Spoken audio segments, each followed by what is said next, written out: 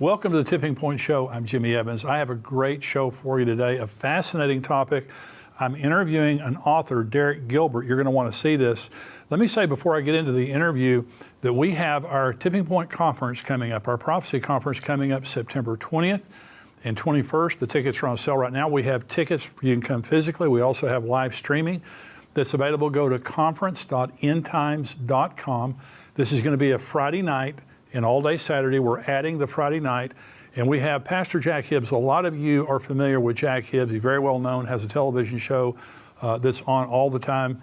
And a lot of you have been asking for us to have him. So he's coming to be a part. He'll be our keynote speaker on Friday night. I'll be there. Dr. Mark Hitchcock, Pastor Ed Young, Rabbi Jonathan Cahn, of course, Billy Crone will be there also. We have a big lineup. And we have coming this year Max Lucado. Max is a dear friend of mine. He is the #1 best-selling Christian author of all times. His books have sold more copies than any other books except the Bible. He is a brilliant teacher, and he's going to be teaching. He's written books and speaks on the end times. You're going to want to hear him. He's going to be fascinating. So we've got a great lineup of speakers. I want you to be a part of it. So go right now to conference.endtimes.com. You can select your seat there. We have all different kinds of pricing and seats available. And so you need to get it while they're still available because we're expecting this to fill up this year. Go right now to conference.endtimes.com. Want to see you there.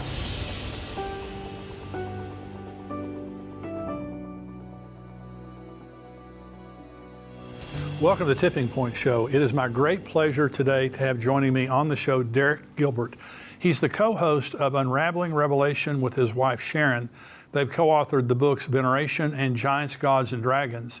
And he's joining me today to discuss his most recent book, The Second Coming of Saturn. Derek, thank you for joining me today. It is an honor. Thank you for having me. Well, what I love about your book, and I've heard people talk about things like you have in your book, but this is so pertinent to the days that we're living in. There is a presence of evil. Your book, by the way, is called The Second Coming of Saturn. And you're going to explain what this is, but it's very, very fascinating. And I think, I've said to people, I've taught on the end time for 41 years. I just never thought I would see a world like this. And so in your book, you call this The Second Coming of Saturn. Are you saying that the Roman god Saturn is real? Is that what you're saying? Yes. And this, we draw a lot on the work of our good friend, the late Dr. Tom Horn, but also on Dr. Michael Heiser, who also was called home by the Lord last year.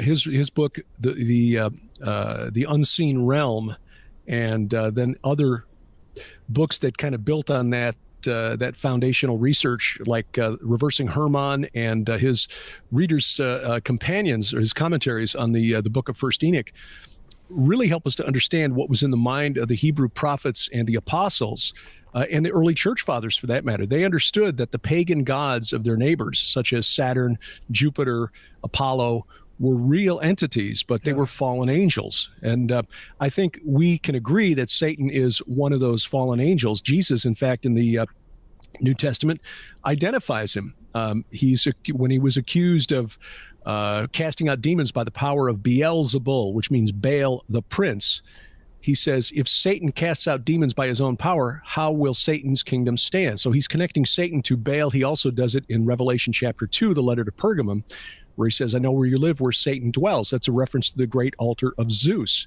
Well, Zeus was the storm god and the king of the pantheon for the Greeks, just as Baal was the storm god, king of the pantheon for the Canaanites. So we know Satan, as a fallen angel, was Zeus, Jupiter, Baal, Saturn. I decided to do a deep dive. This really builds on research that Sharon and I have been doing for the last 8 years.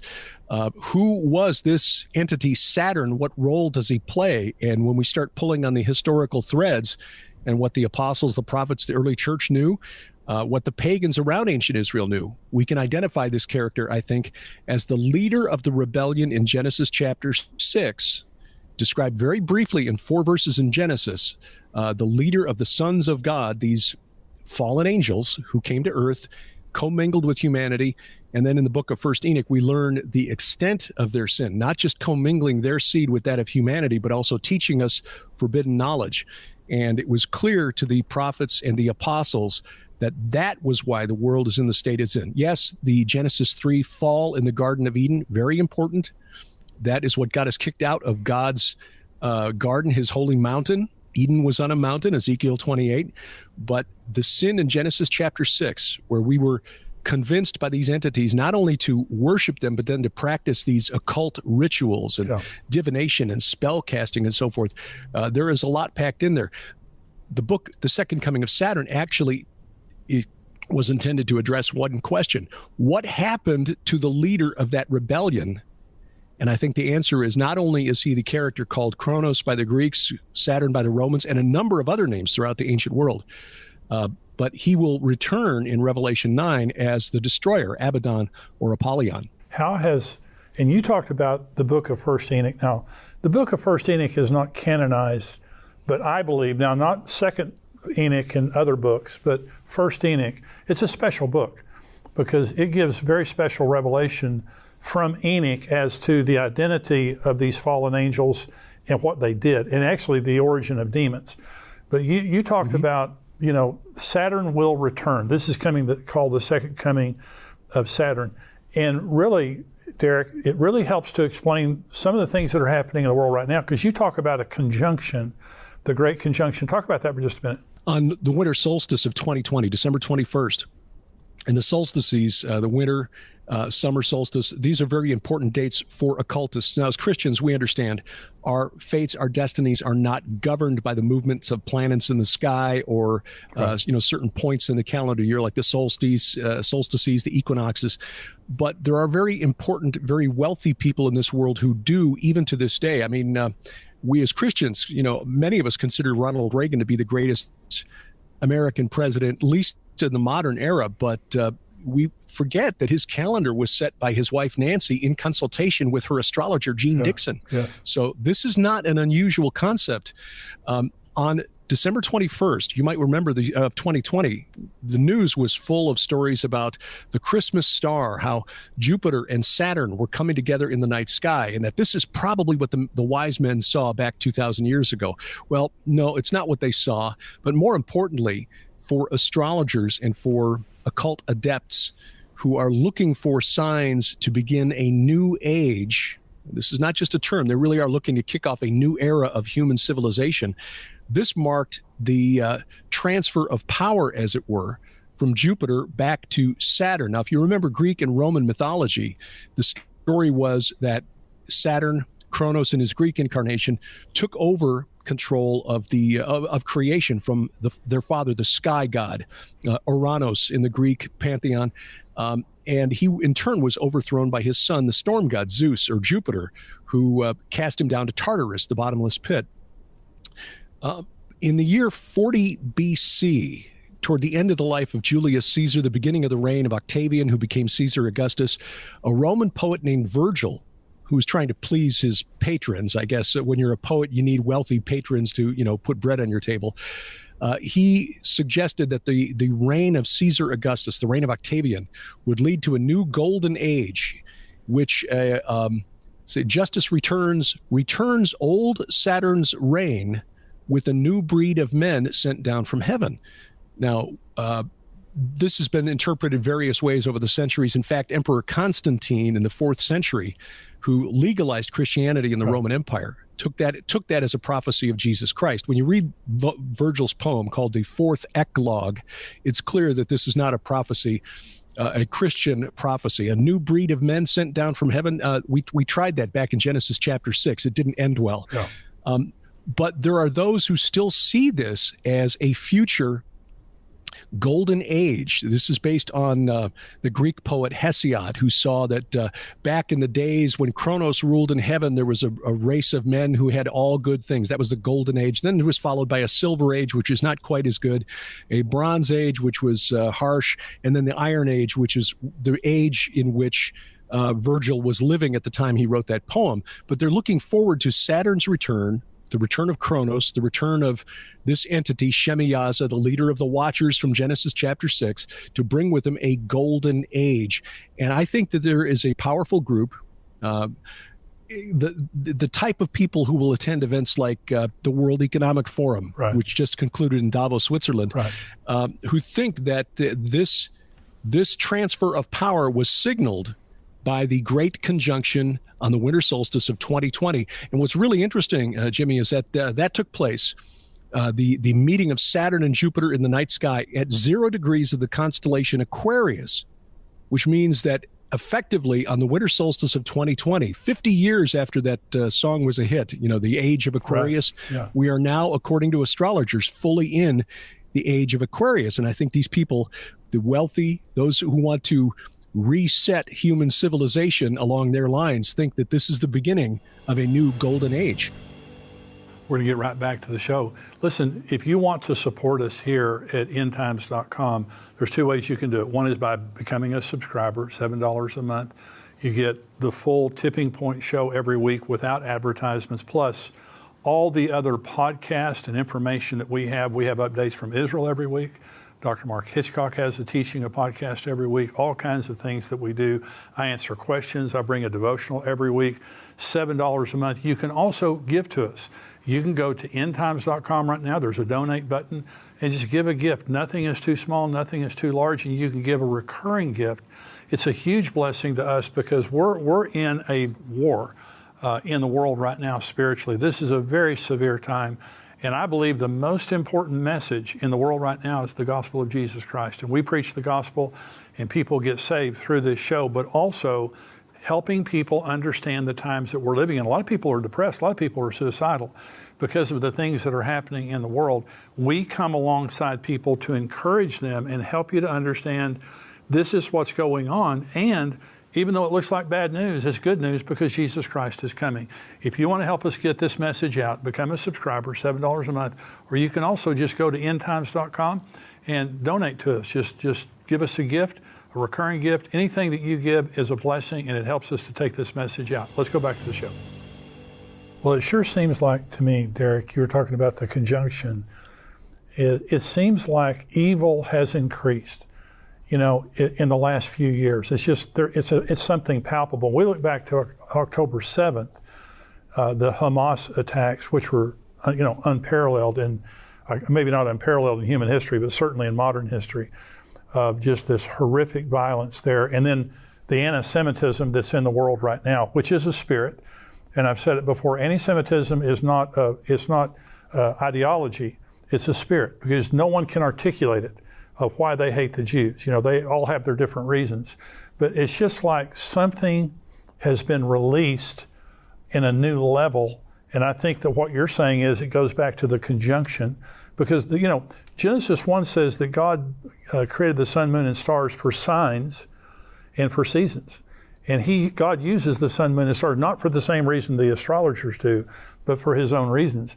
And so I just think that it seems to me, when I was reading your book, it makes sense, because not only do we know from Genesis 6, and you were talking about the Golden Age, it says they were men of renown. And I was reading, and this is Genesis 6, it talks about there were giants on the earth, men of renown. Well, one of the commentaries I was reading said the reason that the writer Moses didn't go into detail is because people of that age would have known what he was talking about. It didn't need a reference point. They knew who they were. Well, now we look back, that's Saturn, that's Apollo, that's all these different figures that we look back on. Many people look back at those as mythological figures. They're not mythological figures. Those were actual figures. So go ahead with what you're saying. How does this, the conjunction and what you're talking about, how does this affect us today? Well, I think you hit on one aspect of it with the attack on October 7th by Hamas. And we just want to acknowledge that friends of ours who've led several of the tours that Sharon and I have taken to Israel are now serving in the IDF reserves. So you've got men who, not to insult them, but they're years past their peak fighting age, who are now, and women too, who are now serving in the reserves.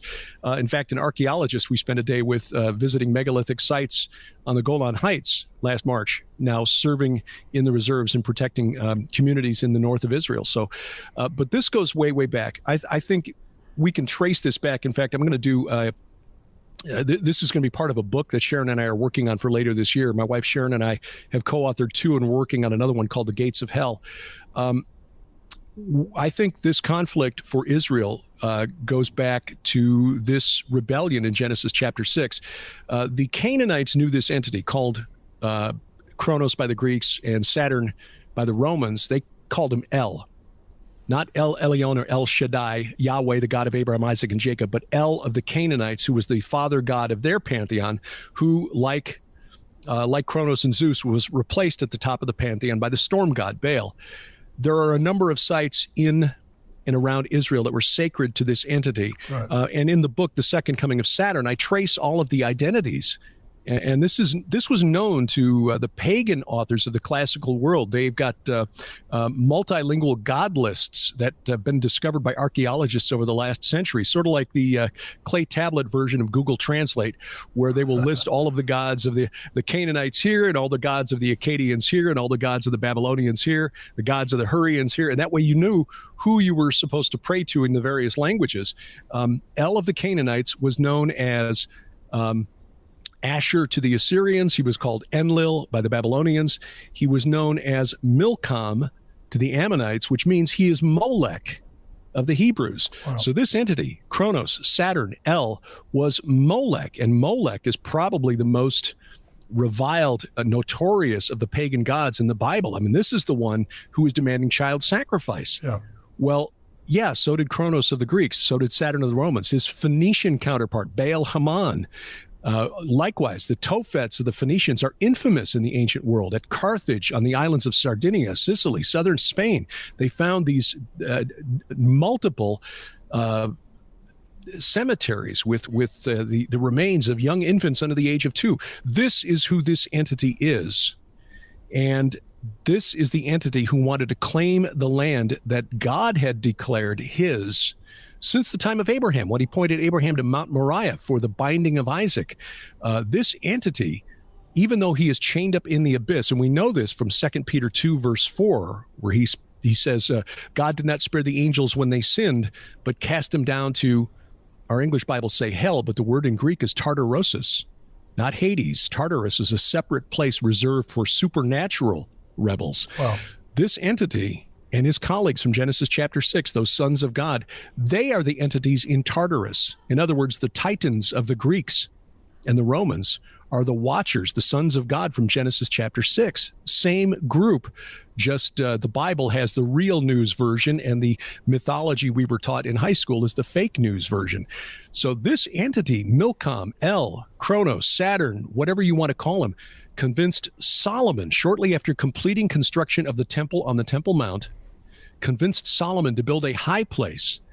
He built several, actually, one for Astarte, one for Chemosh, but one for Milcom, Molech, Enlil, El, etc., on the Mount of Olives to the east. And anyone who's been to Israel knows that the Mount of Olives is higher than the Temple Mount. Right. So when you opened the door of Solomon's temple, you would look across the Kidron Valley and look up on this high place for this entity, Molech. And Jesus, I think, signaled the importance of this long war against this particular entity by what he did during the final week of his life, where he spent the last week of his life dividing his time between teaching in the temple, on the Temple Mount, and teaching on the Mount of Olives. He raised Lazarus from the dead there. He delivered the Olivet Discourse, his longest teaching on what would happen in the end times, on this mountain. He was arrested there. He was crucified there, buried there, descended into the abyss, according to 1 Peter 3:19, where he proclaimed to the spirits in prison. He basically went down and declared victory over this entity, Saturn, Kronos, El, Molech. And then he was raised up again, and according to the Gospel of Luke, he ascended into heaven from Bethany, which is on the Mount of Olives. And of course, Zechariah 14 tells us he returns to the Mount of Olives. Right. So this entity, El of the Canaanites, with his holy place on Mount Hermon, which is the northernmost mountain in Israel and the highest mountain anywhere near Israel. A scholar referred to it as the Canaanite Olympus. To think about it that way, is where the Canaanites believe their gods met. That's where Jesus went for the transfiguration. Right. At the base of that mountain, Caesarea Philippi, is where he declared his divinity. Blessed are you, Peter. And you've got the Carmel, which means vineyard of El. You've got Bethel, which means house or temple of El. And his other identity, known to the Philistines as Dagon, the chief god of the Philistines, even well into the Christian era, the chief god, the patron god of the city of Gaza, called Marnus, just another name for Dagon or El or Molech. Same entity. And I think, Jimmy, one of the most fascinating takeaways from the study of this particular entity is that he is in the abyss, he and his colleagues, locked up in chains and gloomy darkness, according to Peter and Jude, while Satan still wanders the earth.